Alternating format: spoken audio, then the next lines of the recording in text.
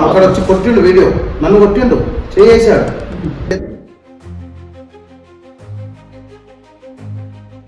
Vamsi Chandra Reddy GMR మధ్యలో సందులకెళ్ళి వచ్చి ఆ చేతి పెట్టి పేపర్ గుంజుకుని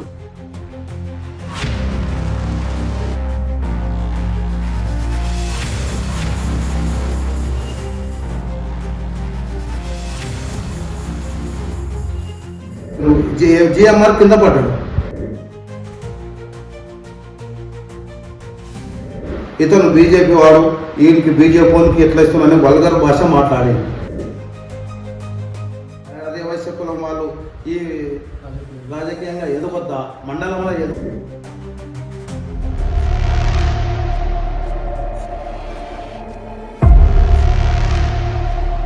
నమస్తే. ప్రస్తుతం మనతో మాట్లాడడానికి కాంగ్రెస్ పార్టీ సీనియర్ నాయకులు, అదేవిధంగా అప్పాయపల్లి ఎక్స్ సర్పంచ్ రమేష్ శెట్టి గారు అయితే మనతో ఉన్నారు. ఏదైతే నూతనంగా డిసిసి జిల్లా కమిటీలో మొన్న స్థానిక గ్రంథాలయ చైర్మన్ కావచ్చు, మండల ప్రెసిడెంట్ మల్లు నరసింహారెడ్డి గారు మాట్లాడుతూ రమేష్ అనే వ్యక్తి బీజేపీ పార్టీకి సపోర్ట్ చేస్తూ ఉన్నాడు, ఆయన పార్టీలో పదవి ఎందుకు ఇచ్చారు, ఈ జిల్లా కమిటీలలో చోటు ఆయనకు ఎందుకు కల్పించారని చెప్పేసి నేరుగా ఏదైతే టీపీసీసీ చీఫ్ మహేష్ కుమార్ గౌడ్ మహబూబ్ గారు వచ్చినప్పుడు ఆయన ముందరనే వారితో వాగ్వాదం అయితే పెట్టుకోవడం జరిగింది. మరి వాస్తవంగా మనతో మాట్లాడడానికి రమేష్ శెట్టి గారే ఉన్నారు. వారు కాంగ్రెస్ పార్టీలో వారి యొక్క ప్రస్థానం ఎప్పటి నుంచి మొదలైంది, ఏ పదవులు చేశారు, మరి నిజంగా వారు చెప్పినట్టు బీజేపీకి వారు ఏమన్నా అంతర్గతంగా సపోర్ట్ చేసే ప్రయత్నం చేశారా, ఎందుకు ఈ ఆరోపణలు రావడానికి కారణం ఏంటి, ఇలా పలు అంశాలపై మొత్తానికైతే మహబూబ్ నగర్లో చక్కర్లు కొడుతూ ఉన్నాయి సోషల్ మీడియాలో. వీటన్నిటికీ ఒక క్లారిటీ ఇచ్చే ప్రయత్నం అయితే చేద్దాం. నమస్తేనా? నమస్కారం. ఎట్లా ఉన్నారు? బాగున్నారా? బాగున్నారు. ఎప్పటి నుంచి అన్న మీ యొక్క రాజకీయ ప్రస్థానం ఎప్పటి నుంచి? మా యొక్క రాజకీయ ప్రస్థానం 1990 ఇప్పటి నుంచి యువకునిగా రాజకీయాల్లో మా గురువు గారు శ్రీ దివంగతులు శ్రీ పులివీరన్న గారు, పులివీరన్న గారి యొక్క ముఖ్యాంశరుడుగా అయితే ఉన్నారు. మరి అప్పటి నుంచి 1995 నుంచి నేటి వరకు కూడా కాంగ్రెస్ పార్టీలోనే కొనసాగుతా ఉన్నారు. ఇప్పటి నుంచి ఇప్పటి వరకు కాంగ్రెస్లోనే ఉన్నాను. మరి ఇంతకాలం కాంగ్రెస్ పార్టీలో ఉన్న మీరు మరి బీజేపీకి సపోర్ట్ చేయడానికి కారణం ఏంటి? అది నాకు మొన్నటి వరకు నాకు బీజేపీ అనే పేరు రావడమే ఫస్ట్ టైం వినడం, అంతవరకు ఎలాంటిది లేదు. అసలు కనీ విని ఎదగని మాట అది నా పేరు మీద. అంటే ఎందుకు ఆ అలిగేషన్ ఆరోపణ మరి వాస్తవం లేదంటున్నారు, మీకే కొత్తగా అనిపిస్తూ ఉంది నాకు. ఎందుకు ఇంతమంది చాలామంది ఉన్నారు, మీ మండలం పరంగా చూసుకుంటే కూడా మీరు ఇంకొక వ్యక్తి కూడా ఉన్నారు, మరి మీ పైననే ఆరోపణ రావడానికి కారణం ఏంటి? కారణాలు ఆయనకే తెలవాలి. మా పైన ఇలాంటిది లేదు, ఆయన పైన దురుద్దేశం మాకు లేదు. మండలంలో మాకు పార్టీకి ఎంతో కష్టపడి ఎన్నో ఏళ్ళ సర్వీస్ చేసారు కాబట్టి పార్టీ వాళ్ళు వ్యక్తిగతంగా తెలుసుకొని పూర్తి కార్యకర్తలకు ఇవ్వాలనే ఉద్దేశంతో మమ్మల్ని కానీ చౌదరపల్లి అభ్యర్థి కురువయ్య భీమయ్య యాదవ్ ఆయనకు ఇవ్వడం జరిగింది. మరి ఇచ్చారన్న, ఇచ్చిన తర్వాత మంచిగా ఉండి పార్టీ అధిష్టానం మిమ్మల్ని గుర్తించి పార్టీని కష్టకాలంలో గత 10 ఏళ్ళు రూలింగ్ లేనప్పుడు కూడా మీలాంటి నిఖాసైన కార్యకర్తలు కష్టపడ్డందుకు పార్టీ అధికారంలోకి వచ్చినందుకు పార్టీ కూడా ఎలా గుర్తించి మీకు పదవి కూడా ఇవ్వడం. మరి పార్టీ గుర్తించి ఇచ్చినాక ఈ ఆరోపణలు ఎలిగేషన్స్ ఎట్లా మీ వ్యక్తిగత గొడవల లేకపోతే ఎందుకని డైరెక్ట్ టీపీసీసీ చీఫ్ ముందరనే మీ పైన వాగ్వాదం పెట్టుకోవడానికి కారణం? అసలు ఆ రోజు ఒకరోజు ముందు ప్రెస్ మీట్ పెట్టి డీసీసీ లిస్టు ప్రకటించింది. ఆ రోజు రాత్రికి నా పేరు వచ్చిందని తెలిసింది అంతే. తర్వాత మీటింగ్ పెట్టిండ్రు, మీరు రావాలి ఖచ్చితంగానే. గాంధీ భవన్కి వెళ్ళి ఫోన్ వచ్చింది. మేము అక్కడ అంతవరకే మాకు తెలుసు. అంతవరకు ఎలిగేషను ఈయన మండల ప్రెసిడెంట్ అయి ఉండి ఎన్నో సంవత్సరాలకి ఉడుగులతో ఉండి కూడా ఎలాంటిది కూడా ఎప్పుడు కూడా ఒకనాడు అన్నది లేదు. ఆయన ఫోన్ చేసింది లేదు, నేను వచ్చింది వెళ్ళాను.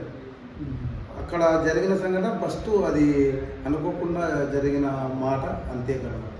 ఆయన మనసులో ఏముందో నాకు తెలియదు. ఇంతకుముందు వేరే వాళ్ళతో అన్నది కూడా లేదు. సరే నా దగ్గర అనుకుంటే వేరే వాళ్ళతో పక్క మండలాల వరకు ఎంతమందికి ఈ విషయం చెప్పిండు, ఆయన ఎంతమందికి తెలిసిండు, ప్రతి వ్యక్తిగత మా విలేజ్ సర్పంచ్ కానీ తెలిపిండా, మిగతా ఎవరికైనా చెప్పిండా, పాత వాళ్ళకి చెప్పిండా, పక్క గ్రామాల వాళ్ళకి చెప్పిండా, అనేది లేదు, ఎవరికీ తెలియదు అసలు. డైరెక్ట్ పిసిసి చీఫ్ ముందల మాట్లాడడము విస్మయం మాకు అనిపిస్తుంది. అసలు ఏం జరిగింది ఆ రోజు మహేష్ కుమార్ గౌడ్ ముందర ఏం జరిగింది? ఏం జరిగింది అని అంటే ఆయన వచ్చిన మాకు ఏం తెలియదు. మాకు ఆ రోజు అది ఇచ్చిన పేపర్ అగ్ని పత్రము నియామక పత్రం ఇచ్చిండ్రు, ఆయన చేతుల మీద తీసుకోవాలని మేము వెళ్ళాము. ఆ తీసుకుని పోతే ఆయన వంశీ చంద్రరెడ్డి జిఎంఆర్ మధ్యలో సందులోకి వెళ్ళి వచ్చి ఆ చేతి పెట్టి పేపర్ గుంజుకుని వచ్చింది. వాళ్ళు పక్కకు జరిపిండ్రు, జిఎంఆర్ కింద పడ్డాడు. అది మాతోనే వీడియో ఉంది, ఎవరో మిత్రులు మీడియా మిత్రులు పంపింది. జిఎంఆర్ కింద పడ్డాడు. ఆయన కింద పడి కూడా అంతా రావడానికి నా చేయి తీసుకొని చేయిపోవడానికి ఆయనకి ఎంత అవసరం ఏమొచ్చింది? ఆ పేపర్ దొరికలేదు, వచ్చి దొరికిండు, వెలిగేషన్ చేసేది. ఇతను బీజేపీ వాడు, వీడికి బీజేపీ వానికి ఎట్లా ఇస్తున్నానని వల్గర్ భాష మాట్లాడి పదాలు అసలు నేను స్టన్ అయ్యి అక్కడ నిలబడ్డా. ఈయన అయ్యింది అని నేను వేరే ఏమీ ఆలోచన లేను. ఒక 2-3 నిమిషాలు స్టన్ అయినా నేను.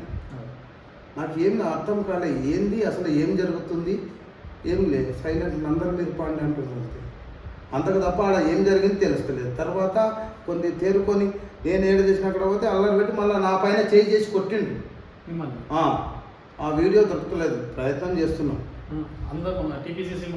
అక్కడ వచ్చి కొట్టిండు, వీడియో నన్ను కొట్టిండు, చేసాడు. వాళ్ళు దొబ్బిండు, పోలీసు వాళ్ళు పక్కన మధ్యలో ఉండరు. ఆ వీడియో వస్తలేదు, అందరు మీడియాలో ముందర ఉండరు. తర్వాత తీసిండు, కానీ అది అందరి దగ్గర ఉంది. ఆల్రెడీ మీడియా మధ్యలోనే జరిగింది ఇది. ఎవరి దగ్గర ఉంటుంది ఖచ్చితంగా. నన్ను కొట్టిండు. ఎట్లా ఎందుకు అంటే ఎందుకు కొట్టాల్సిన అవసరం ఏమొచ్చింది? అదే కదా, అన్నారా? నేను ఏమనలేను.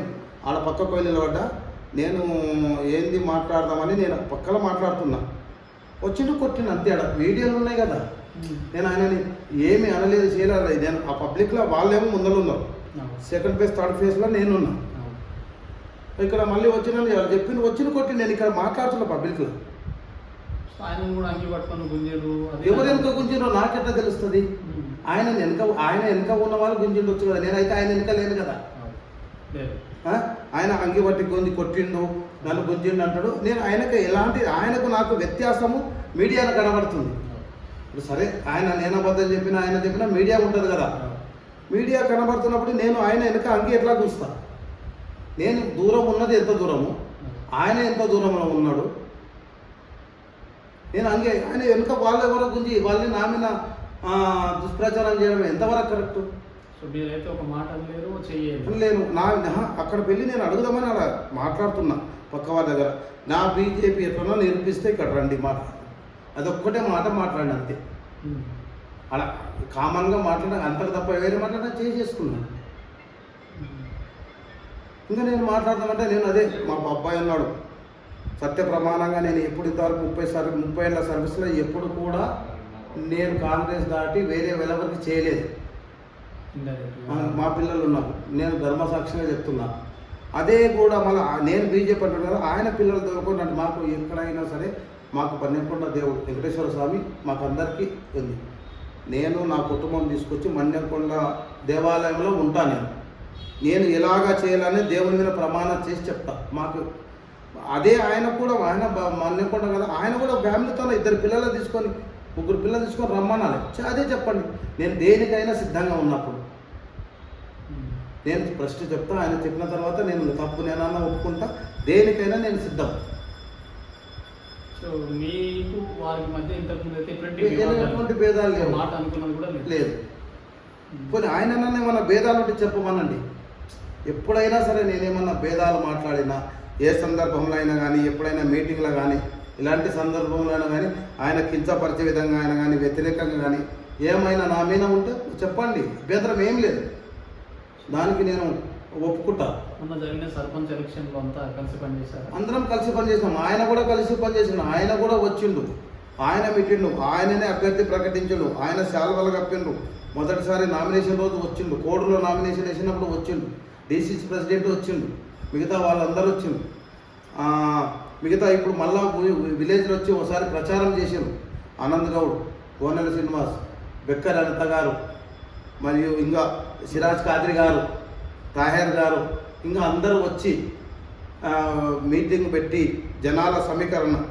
మీకు అవసరం అంటే మా దగ్గర వీడియోలు ఉన్నాయి, ఎలక్షన్ వీడియోలు చూపిస్తాను, ప్రచారం ప్రచార వీడియోలు ఉన్నాయి, వాళ్ళు వచ్చిన వీడియోలు ఉన్నాయి. సార్ మొన్న మీరు అంటే బీజేపీలోకి ఏమైనా పోతా అని చెప్పేసి ఆయనతో ఏమన్నా అన్నారు? ఎప్పుడు ఆయన కూడా నేను నేను ఆపిన పోతా అంటే నేను ఆపిన మన కాంగ్రెస్లో మంచి ఫ్యూచర్ ఉంటుంది అంటే అని చెప్పేసి అంటా ఉన్నాను. నేను ఎప్పుడూ ఆపలేదు. ఎవరు అడిగినా కూడా ఉంటే ఈ పార్టీలో ఉంటా, లేకుంటే గొప్ప కామ్గా ఉంటా. వేరే పార్టీకి ఎప్పుడు పోను అనేదే నా సిద్ధాంతం. ఇప్పుడు ఎందుకంటే పోయిన వాళ్ళని గురించి ఎక్కడెక్కడో అవకాశవాదులు పోయినరు అంటారు. కాబట్టి నాకు అవకాశం లేదు, ఉంటే ఇందులో ఉంటా. 56 years రన్నింగ్, 64 ఏళ్ళు అయితే అయిపోయాయి. సాధారణంగా మా అబ్బాయిలో మంచి స్థాయిలో ఉన్నారు, నేను ఒక స్థాయిలో ఉన్నా. నాకు అవసరం లేదు రాజకీయం, ఉండాలంటే ఉండాలి అనే విధంగా ఉన్నాను. అంత తప్పితే నాకు ఆశ లేదు, ఏమి లేదు. నాకు అది కావాలి ఇది కావాలని ఎప్పుడు నేను ఆశించలేదు. ఎక్కడ తిరిగి నేను నమ్ముకొని ఉండా. మా గురువు గారు పులివీరన్న ఎప్పుడైనా సచ్చిన బతికిన మనం దీంట్లో ఉండాలి, నేను ఇంట్లో ఉండే అని ఆయన సిద్ధాంతంతో ఉన్నా. ఆయన ఇట్లా పోయి నామినేషన్ ఏమంటే చేసిన 2006లో సర్పంచ్ అయినా. మళ్ళా ఇప్పటికి వరకు అంతే ఉన్న కట్టుబడి, ఎన్నో చేసిన. మొన్నటి కూడా అంతకుముందు ఎప్పుడు చేసుకుంటూనే ఉన్నా.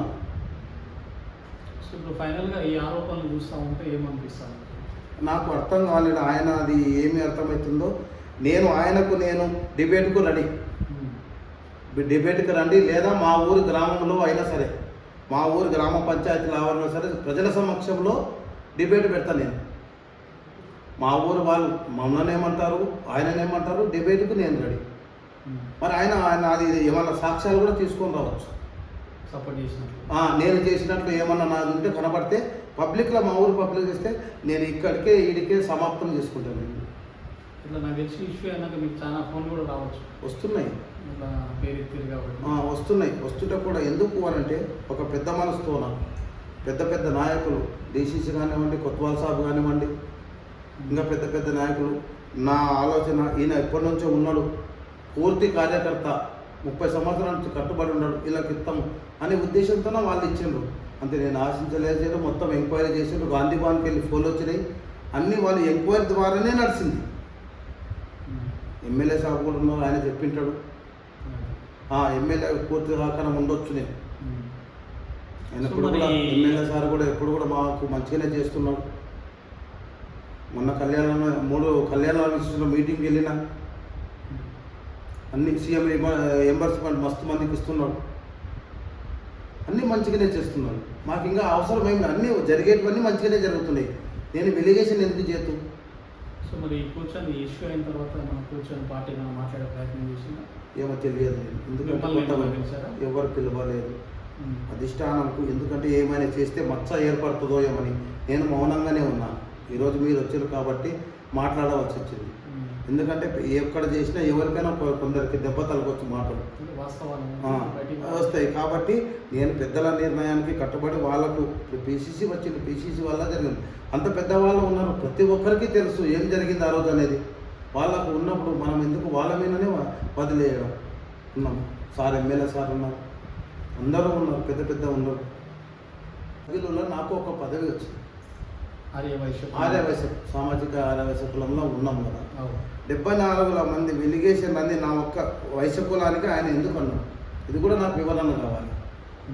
అంటే ఆర్యవైశ్య కులం వాళ్ళు ఈ రాజకీయంగా ఎదగొద్దా, మండలంలో ఎదగొద్దా, ఇది కూడా ఒక నేను మాట్లాడుతున్నాను. ఆయన ఎందుకు మరి వైశ్య కులంలో, నేను అప్పాయపల్లి విలేజ్, నాకు ఒక వ్యాపారం ఉంది, కిరాణా దుకాణం ఉంటూ బిజినెస్ చేసుకుంటూ వ్యాపారం చేస్తూ పార్టీకి పని చేస్తున్నా. నేను పార్టీకి వేరే విధంగా ఏ విధంగా ఆశించలేదు. కానీ ఇప్పుడు మా వైశ్య కులానికి సంబంధించి రాకూడదని ఆయన ఉద్దేశం ఎందుకుంది, ఆయనకు నా మీదనే వెలిగేషన్ ఎందుకు వచ్చింది, దీన్ని కూడా ఆయన సమాధానం చెప్పాలి. వైశ్య కులం రాకూడదు అనుకుంటే బాహాటంగా చెప్పాలి. మిగతా ఉన్న వాళ్ళందరికీ పేరు చెప్పకుండా నా ఒక్క పేరు ఎందుకు చెప్పడం, నా ఒక్క పేరు అనడం ఏంది, మాకు ఇది కూడా సమాధానం రావాలి. సో ఇది ఏదైతే రమేష్ శెట్టి గారి మాటల్లో ఏదైతే మొన్న జరిగిన సంఘటన గురించి వారైతే ఒక విచారం అయితే వ్యక్తం చేసే ప్రయత్నం చేస్తూ ఉన్నారు. సో నేను ఇక్కడ బీజేపీ పార్టీలోకి వెళ్తా అని కానీ, బీజేపీ పార్టీలోకి వెళ్ళే ముందర నరసింహారెడ్డి గారితో మాట్లాడడం కానీ ఎక్కడా జరగలేదు, బీజేపీకి సపోర్ట్ చేసినట్లు కూడా లేదు. సో ఏదైతే స్థానికంగా ఉన్న సో వెంకటేశ్వర స్వామి పైన కూడా ఒట్టు వేసి సో కుదిరితే డిబేట్ పెట్టుకోవడానికి కూడా సిద్ధంగా ఉన్నాం తప్పించి సో ఒక పార్టీలో ఉండి ఇంకొక పార్టీలోకి వెళ్ళే వ్యక్తిత్వం మాది కాదు. పార్టీ కోసం, పార్టీ క్రమశిక్షణ కోసం నిత్యం పనిచేస్తూ ఉన్నాం.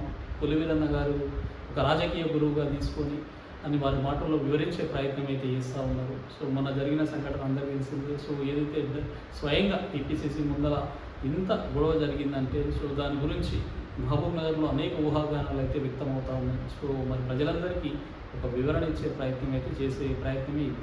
ఓకే, థ్యాంక్ యూ చిన్న ఒక విషయం,